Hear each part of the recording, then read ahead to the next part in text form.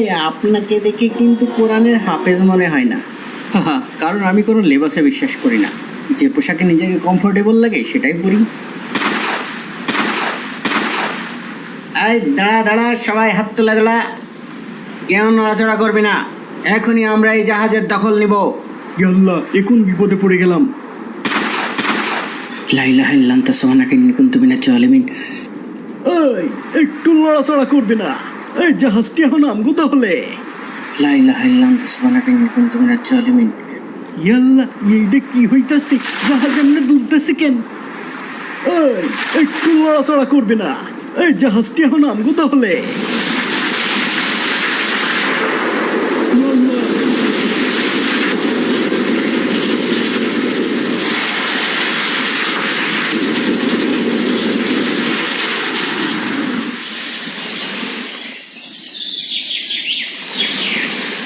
মা দেখো, ওই যে পানির ধারে মনে হচ্ছে কেউ পড়ে আছে।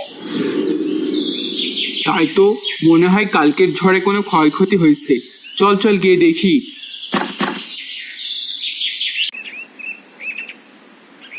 আমি কোথায়? কে আপনি? আপনি কি জান্নাতের হুর? কি বলে এইসব হুর জান্নাত? এই হাসিস নি, ছেলেটা 2 দিন পর চোখ খুলছে। 2 দিন? আমি এখানে কিভাবে? তোমাকে আমরা নদীর কিনারে কুড়ি পেয়েছি। কে বাবা তুমি? তোমার এই অবস্থা কি করে হইল বাবা? আমি জাহাজে করে যাচ্ছিলাম, তারপর হঠাৎ ঘূর্ণিঝড়ে আমাদের জাহাজ ডুবে যায়। আমি কয়েকদিন সমুদ্রে একটা কাঠের টুকরো ধরে ভেসে থাকি, তারপর হঠাৎ ঘুমিয়ে যাই। আমি তো ভেবেছিলাম আমি মরে গেছি, তারপর এখন চোখ খুলে দেখি আপনাদের। ও আচ্ছা। বাবা, তোমার বাড়ি কোথায় বাবা? বাংলাদেশ। বাংলাদেশ? সেটা আবার কোথায়? আপনারা বাংলাদেশ চেনেন না? না বাবা, আমরা এখানেই জন্মেছি আর এখানেই বড় হয়েছি, এই আমাদের দেশ। তাহলে আমি বাড়ি যাব কিভাবে? তা তো জানি না। আরে কত প্রশ্ন করছু। এ রিভা, তুই একটু পানি নিয়ে আই যা। ঠিক আছে, যাচ্ছি। এত কিছু চিন্তা করতে হবে না। পাশের ঘরটা আমার ছেলের ছিল, এখন তো আরও নেই, তাই যতদিন ইচ্ছা তুমি ওই ঘরটায় থাকতে পারো। কি হয়েছে আপনার ছেলের? সে ওঝার সাথে কাজ করতো, একদিন কাজে গিয়ে আর ফেরেনি, আর 2 দিন পর তার লাশ পাই, ঠিক যেইখানে তোমাকে পেয়েছিলাম সেইখানে। হয়তো সৃষ্টিকর্তা এক ছেলেকে নিয়ে আরেক ছেলেকে দিয়েছে। তিনিই ভালো জানেন তার উদ্দেশ্য।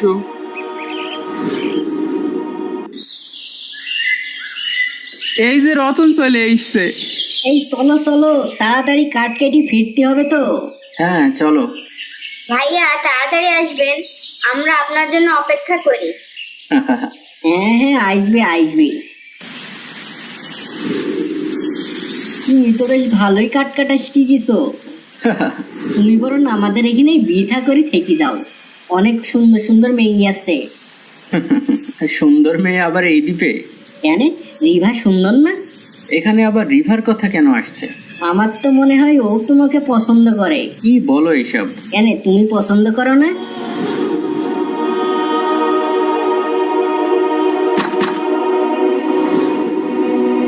কি ব্যাপার, কি হয়েছে এখানে? মা, আপনি কাঁদছেন কেন? আজ আমার মেয়ের মৃত্যু হবে। কি আজে বাজে কথা বলেন? হ্যাঁ, ওই যে দেখো, মৃত্যু আমাদের সামনে। মানে? রাজার লোক প্রতি মাসে একটা করে মেয়ে নিয়ে যায়, আর পরদিন সমুদ্রের ধারে তার লাশ পাওয়া যায়। কি বলেন এইসব? ওই তাড়াতাড়ি চলো। আমি একে নিয়ে যেতে দেব না।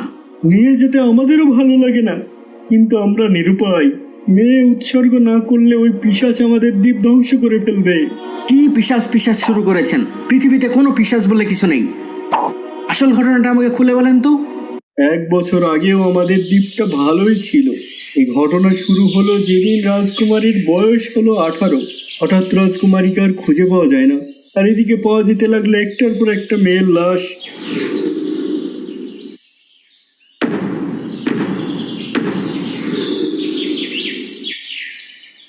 সাবধান সাবধান, বাইরে এক ভয়ঙ্কর খুনি ঘুরে বেড়াচ্ছে। রাজ সৈন্যরা যতক্ষণ না তাকে ধরতে পারে সে পর্যন্ত এই দ্বীপের কোনো মেয়ে যেন ঘর থেকে বের না হয়। সাবধান সাবধান। কি একটা অবস্থা, একটার পর একটা খুন হয়েই যাচ্ছে। একটু আগে পুব পাড়াতেও একটা লাশ পাওয়া গেছে। কি বলিস? তাহলে তো এটা নিয়ে 13টা। আর বলছি কি, রহিম তাড়াতাড়ি বাড়ি যা আর সবাইকে বাড়িতে থাকতে বল। আচ্ছা আচ্ছা। রতন তুইও বাড়ি যা, আমিও বাড়ি গেলাম। আচ্ছা। হাই হাই, কি যে হইলো, উঠানে পানি আনতে যেতেও ভয় লাগছে। কে যে খুন করছে ধরতেও পারছে না। রাজকুমারীকেও তো মনে হয় খুঁজে পায়নি। না, ওই সেই যে রাজকুমারী গায়েব হইল, আর এদিকে শুরু হলো একটার পর একটা খুন। কি একটা অবস্থা। হ্যাঁ, একসাথে দুটো রহস্য শুরু হয়েছে। রাজকুমারী কোথায় গেল আর খুনি বা করছি কে? রহিম, রহিম। কিরে, এই সময় তুই? খবর দিতে আলাম। কি খবর? শুনিসনি রাজকুমারীকে নাকি পাওয়া গেছে? বাঁচা গেল। কোথায় কোথায় পাওয়া গেছে? ওই যে রাজপ্রাসাদের পিছনে পোড়া বাড়িতে, কিন্তু তার উপর নাকি ভূতের আসর হয়েছে। তাই তোকে ডাকতে এলাম। আসিয়া ওঝা খবর দিছে, তাড়াতাড়ি চল, তুই তো ওঝার খাস লোক।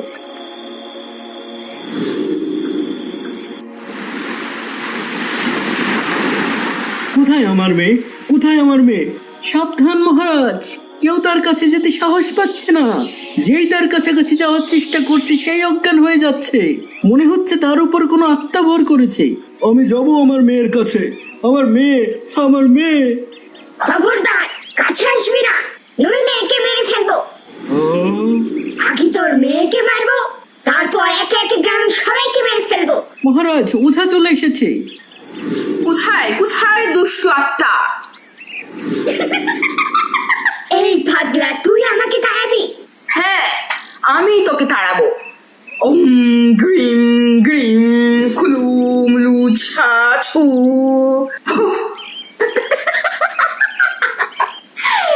আমার 1 ফিটের ভিতর এলেই তুই অজ্ঞান হয়ে যাবি। এই রে, 1 ফিটের ভিতর আসলাম। বলেছিলাম অজ্ঞান হয়ে যাবি, শুনলি না? ওঝা অজ্ঞান হয়ে গেছে। মহারাজ সাবধান। এসব ওঝা টোঝা দিয়ে আমাকে তাড়াতে পারবি না। আমাকে শুধু সত্য দিয়ে তাড়ানো যায়, যেটা তোদের কাছে নেই। সত্য? কি সত্য? বলবো না। এখন থেকে এই মেয়ের শরীর আমার, আমি এখানেই থাকবো। বল, কি করলে আমার মেয়েকে ছেড়ে দিবি? মেয়ের এসে ছাড়, দ্বীপের কথা ভাব। তোর মেয়ে এখন আমার। তাহলে এই দ্বীপের সব খুন তুই করেছিস? হ্যাঁ, তোরা আমার চাওয়া পূরণ না করলে আরো করব। ধ্বংস করে ফেলবে এই দ্বীপ। যদি আমরাই রাজকুমারীকে মেরে দিই? তাহলে অন্য শরীরে যাব। কি হলো, কি হলো? মহারাজ, এইদিকে। এইভাবে এক শরীর থেকে আরেক শরীরে যাব। এইভাবে এক শরীর থেকে আরেক শরীরে যাব।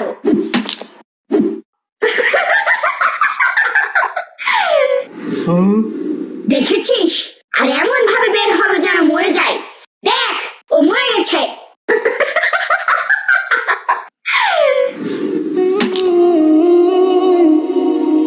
মহারাজ সত্যি মরে গেছে। বল, তোর চাওয়া কি? প্রতি মাসে একটা করে মেয়েকে আমার কাছে রেখে যাবি। বিনিময়ে দ্বীপে আর কোনো হত্যা করব না। যদি একবারের জন্য কোনো মাসে উৎসর্গ না করিস, তাহলে শেষ করে দেব দ্বীপের সব মেয়ে, ধ্বংস করে দেব দ্বীপ। ঠিক আছে, আমরা তোর জন্য প্রতি মাসে একটা করে মেয়ে এনে দেবো, কিন্তু তুই আর কোনো দ্বীপবাসীর ক্ষতি করবি নি। করব না, কিন্তু যদি আমার সাথে প্রতারণা করিস, তাহলে এই দ্বীপ ধ্বংস করে ফেলবো।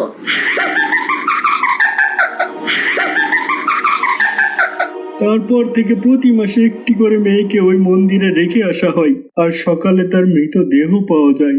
এই দানব আমার ছেলেটাকে খেয়েছে, আর এখন আমার মেয়েটাকেও। আমার আর কিছুই থাকলো না। কিছুই হবে না আপনার মেয়ের। ওটা কোনো মানুষ হোক বা পিশাচ, আমি আপনার মেয়েকে মরতে দেব না আজ। আমার একটা প্ল্যান আছে, মন দিয়ে শুনুন।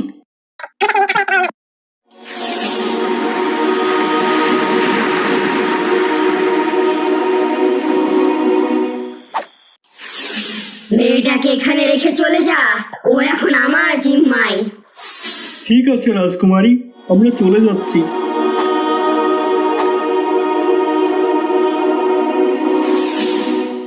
বিসমিল্লাহির রহমানির রহিম কুল আউযু বিরাব্বিল ফালাক মিন শাররি মা খালাক। ফুহ, এই কে রে তুই? তুই তো দ্বীপের মেয়ে মনে হচ্ছে না। ঘোমটা সরা। আমি যাব আপনার মেয়ের পরিবর্তে। আমাকে আপনার মেয়ের কাপড় আর একটা বড় ওড়না দিন।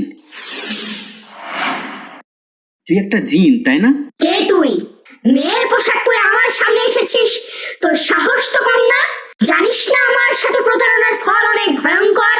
তাহলে আমি ঠিকই ধরেছিলাম, তুই দুষ্টু জিন। হ্যাঁ, আমি দুষ্টু জিন, আর এখন আমি তোর উপর ভর করব। তারপর পুরো দ্বীপ ধ্বংস করে ফেলবো।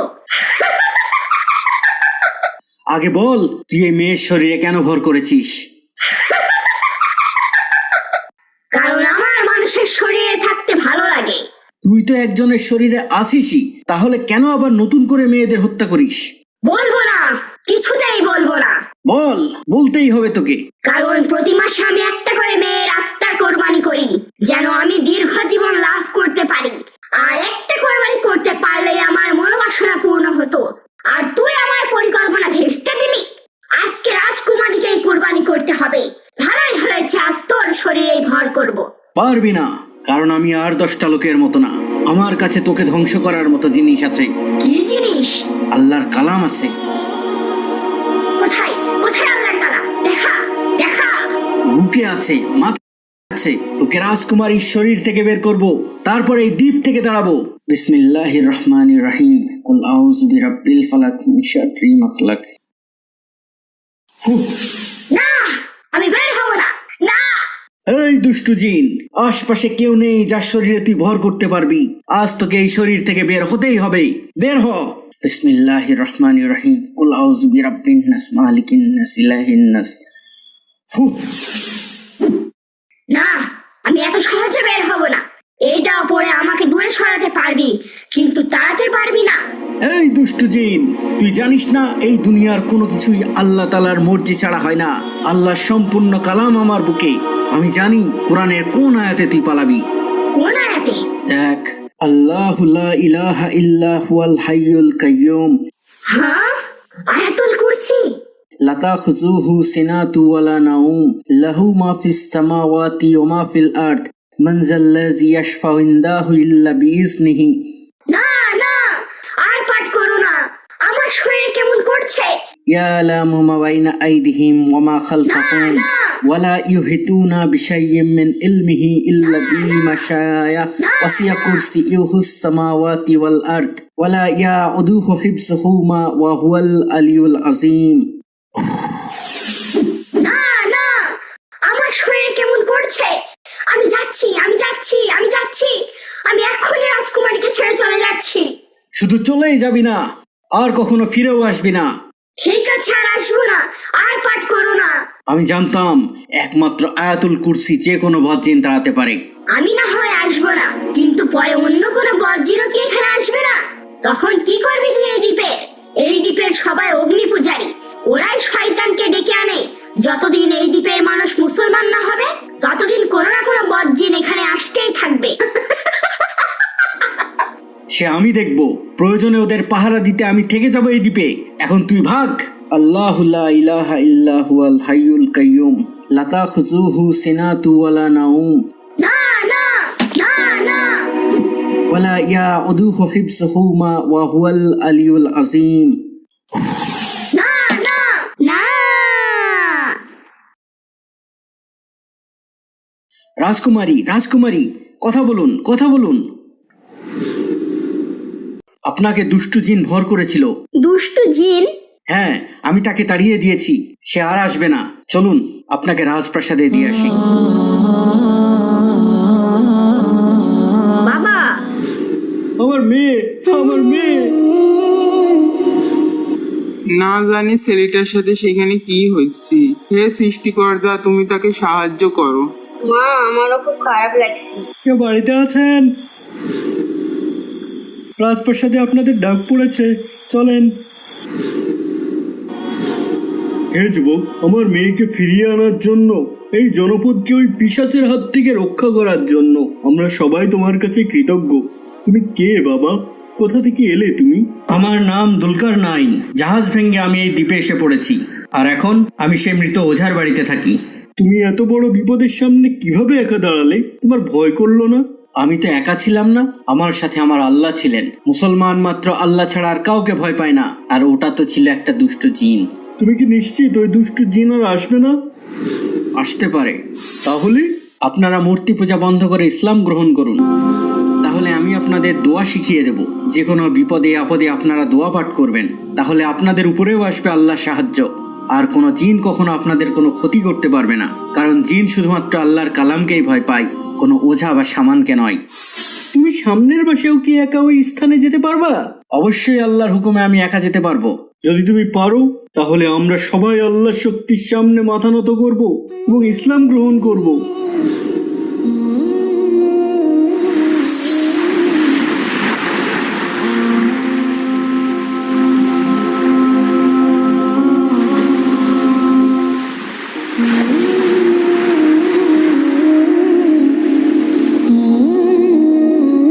আমি বলেছিলাম না ওই জিন আর আসবে না। আমরা ঈমান আনছি তোমার রবের প্রতি। লা ইলাহা ইল্লাল্লাহু মুহাম্মাদুর রাসূলুল্লাহ।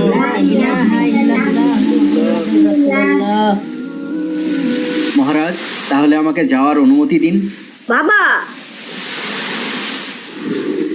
তোমার জন্য এই অন্ধকারে দ্বীপে ইসলামের আলো এসেছে। তুমি যেও না, তুমি রাজকুমারীকে বিয়ে করো আর এই সাম্রাজ্যের ভাগীদার হও। না মহারাজ, রাজকুমারী যে তোমাকে বিয়ে করতে চায়, কিন্তু আমি তো অন্য কাউকে চাই। কাকে? সেটা অন্য এক গল্প।